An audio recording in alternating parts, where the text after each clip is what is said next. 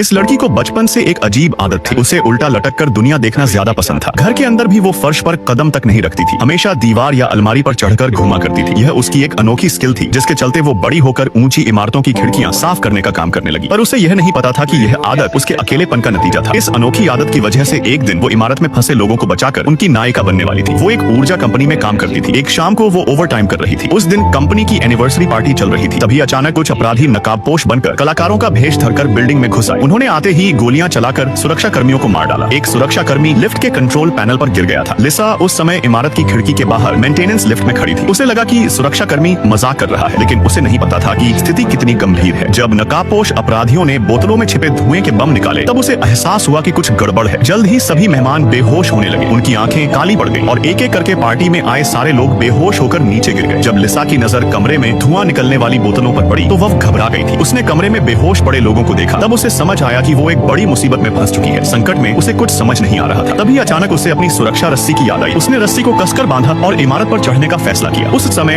अपराधी कंपनी के बड़े और अमीर लोगों को बंधक बना रहे थे। उन्होंने सभी को ऑक्सीजन मास्क पहनाकर मंच पर खड़ा कर दिया। अपराधियों के बॉस ने सबको चेतावनी दी कि अगर जिंदा रहना है तो शांत रहे। बाहरी मदद रोकने के लिए उन्होंने लिफ्ट बंद कर दी थी। सभी रास्ते सील कर दिए गए थे। यहाँ तक कि संचार भी काट दिया गया था, ताकि कोई पुलिस को न बुला सके। अपराधियों ने पूरी इमारत को हाईजैक कर लिया था। जब अपराधी लोगों की गिनती कर रहे थे, तो उन्हें पता चला कि सीईओ का भाई गायब है। दबाव में आकर सीईओ को बताना पड़ा कि वो कमरा नंबर 527 में छिपा हुआ है। यह सुनते ही कुछ अपराधी तुरंत उस कमरे की ओर भागे। इस समय लिसा भी उस मंजिल पर पहुंच गई थी और चुपचाप सब कुछ देख रही थी। जब सीईओ के भाई को खिड़की पर पकड़ा गया, तो मोटे आदमी ने छिपी हुई लिसा को देख लिया था। वो मदद के लिए चिल्लाने वाला था, मगर लिसा ने घबराकर सिर हिलाकर उसे शांत रहने का इशारा किया। किस्मत से नकाबपोश अपराधियों की नजर लिसा पर नहीं पड़ी, जिससे वो बच गई थी। जब मोटे आदमी को खींचकर ले जाया गया, तो निराशा में लिसा ने मेंटेनेंस लिफ्ट पर कूदकर नीचे के लोगों को मदद के लिए इशारा किया। लेकिन इमारत बहुत ऊंची थी और नीचे के लोग उसे देख नहीं सके। किसी ने उसका संकेत नहीं देखा। मजबूरी में उसने बिजली का बॉक्स खोला और लिफ्ट चालू करने की कोशिश की, लेकिन कई बार प्रयास करने के बाद भी लिफ्ट चालू नहीं हुई। इसलिए उसने रस्सी से नीचे उतरने का फैसला किया। वो रस्सी से लटक कर बैंक्वेट हॉल तक पहुंच गई थी, जहां उसने अपराधियों का असली मकसद समझ लिया था।